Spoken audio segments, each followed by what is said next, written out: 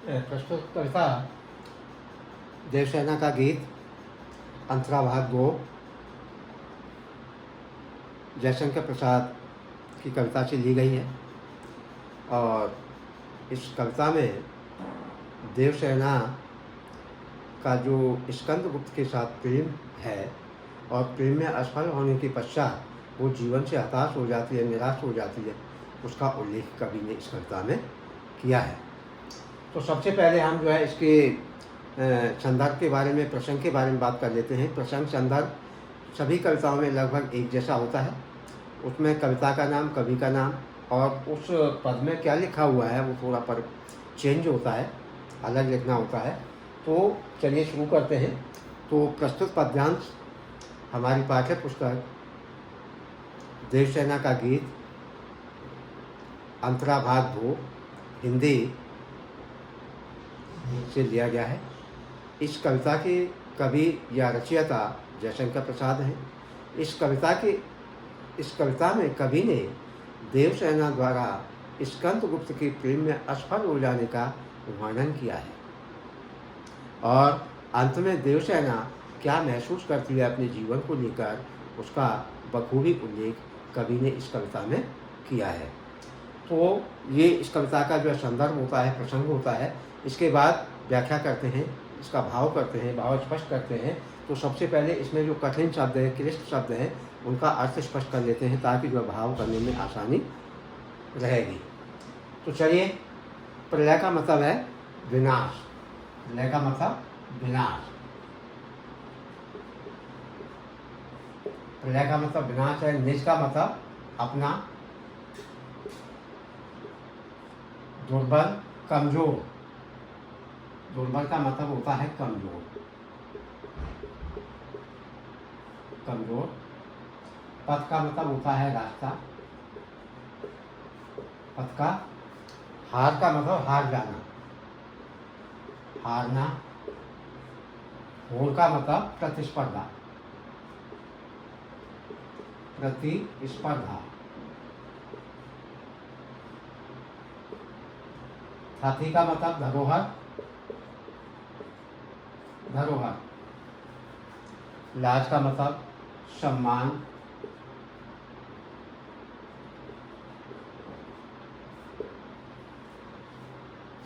तो इस प्रकार लगभग हमने सारे शब्दों का, जो भी इसमें कठिन शब्द थे, उनका सबका अर्थ स्पष्ट कर दिया है। इसके बाद व्याख्या करते हैं। तो चलिए, चढ़कर मेरे जीवन रथ पर, देवसेना कहती है, जब स्कंदगुप्त के प्रेम में असफल हो जाती है तो देवसेना कहती है कि मेरे जीवन रूपी पथ पर, जीवन रूपी रथ पर मेरा जो रास्ता चल रहा है, प्रलय चल रहा है, जो प्रलय चल रहा है, मेरे जीवन का जो विनाश चल रहा है, वो जो है साथ साथ चल रहा है। मेरे जीवन जो जीवन, मेरा जो जीवन रूपी रथ है, उस पर जो विनाश चल रहा है वो साथ साथ चल रहा है। यानी मैंने निज दुर्बल पद बल पर, जब साथ साथ चल रहा है, लेकिन उस प्रतिस्पर्धा में, उस जो है होर में, जो आगे लिखा है कि होर लगाई, उस प्रतिस्पर्धा में मेरे जो पैर हैं, पद हैं, वो कमज़ोर पड़ गए हैं। कहने का तात्पर्य ये है कि जो स्कंदगुप्त के प्रेम में मैंने जो है प्रतिस्पर्धा लगाई थी, वो प्रतिस्पर्धा में मैं पीछे हो गई, मेरे पैर जो है कमज़ोर पड़ गए और जो वो प्रेम था, वो प्रेम की असफलता जो है आगे निकल गई। तो उससे हारी होर लगाई। होर यानी प्रतिस्पर्धा। और मुझे पता था कि मैं उस प्रतिस्पर्धा में हार गई हूँ। निश्चित रूप से जो है देवसेना कहती है कि वो जो स्पर्धा, या मैं उस जीवन रूपी पथ पर जो चलकर चली थी, उस प्रतिस्पर्धा में मैं हार गई हूँ। मेरे पद, मेरे पैर कमज़ोर पड़ गए हैं उस रास्ते पर चलने के लिए। यानी जो प्रेम का रास्ता अपनाया था, उस रास्ते पर मेरे पैर जो है कमज़ोर पड़ गए हैं और मैं उस प्रतिस्पर्धा में हार गई हूँ। आगे कहती है, लौटा लो ये अपनी थाती। देवसेना स्कंदगुप्त के प्रेम में असफल होकर कहती है कि लौटा लो, वापस ये जो अपनी धरोहर है, ये वापस लौटा लो। अब मुझे इस जीवन में कुछ नहीं चाहिए, क्योंकि जीवन में एक ही अभिलाषा थी, एक ही इच्छा थी कि स्कंदगुप्त से प्रेम किया और उससे शादी करने का विचार था, उसका इच्छा थी, लेकिन उसमें वो असफल हो जाती है। तो कहती है कि अब मुझे कुछ नहीं चाहिए और जो ये जीवन का जो धरोहर थी उसको आप वापस ले लो। मेरी करुणा हा हा खाती है, मेरी जो वेदना है, अंतरात्मा है, वो यही कहती है कि इस अपनी धरोहर को आप वापस ले लीजिए। विश्व न संभलेगी मुझसे, इससे मन की लाज गंवाई। वो सभी को चिल्ला चिल्ला कर कहती है कि ये अब मुझसे संभाली हुई नहीं संभलेगी, क्योंकि मैं इस प्रतिस्पर्धा में बुरी तरह हार चुकी हूँ, अपने को जो है लज्जित कर चुकी हूँ। और तो कहती है कि इससे मन की लाज गंवाई। और इसने जो है, जो मैं इस प्रतिस्पर्धा में मैंने भाग लिया था, इसमें होड़ लगाई थी, जीतने का इरादा था, लेकिन मैं हार चुकी हूँ। तो इससे अंत में कहती है इससे मन की लाज गंवाई।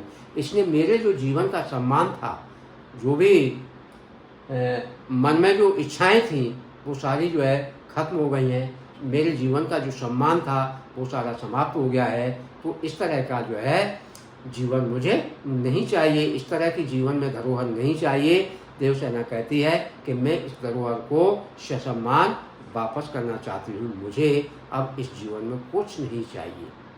यानी इतनी निराश और हताश हो जाती है कि वो जीवन को ही निरर्थक समझती है और कहती है कि मुझे ये जीवन अब नहीं चाहिए, मेरे लिए ये जीवन बेकार है, इसलिए मैं इस अपने जीवन की धरोहर को वापस लौटा देना चाहती हूँ।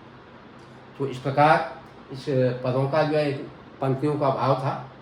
और भाव के बाद हम विशेष पर चर्चा करते हैं। विशेष में हम देखते हैं कि इसमें संस्कृत शब्दावली का प्रयोग हुआ है और छायावाद की छाप इसमें देखने को मिलती है। मानवीकरण अलंकार का प्रयोग हुआ है और इसमें वियोग रस की प्रधानता है। और इसमें जो है अंतराक्ष अलंकार भी है। हारी होर में अंतराक्ष अलंकार है और लौटालो में अंतराक्ष अलंकार है। तो और हा में पुनरुक्ति अलंकार है। तो इस प्रकार जो है ये कविता देवसेना का गीत, इसके 3 भाग हैं, 1, 2, 3।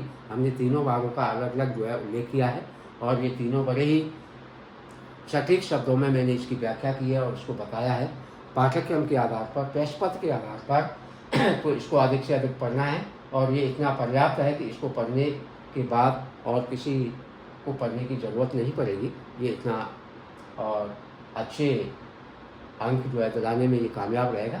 तो इसको अधिक से अधिक पढ़ना है और अपने साथियों को, अपने मित्रों को जो है बताना है, उनको जो है कि वो भी जो है से लाभ उठाएं, शेयर करें उनको।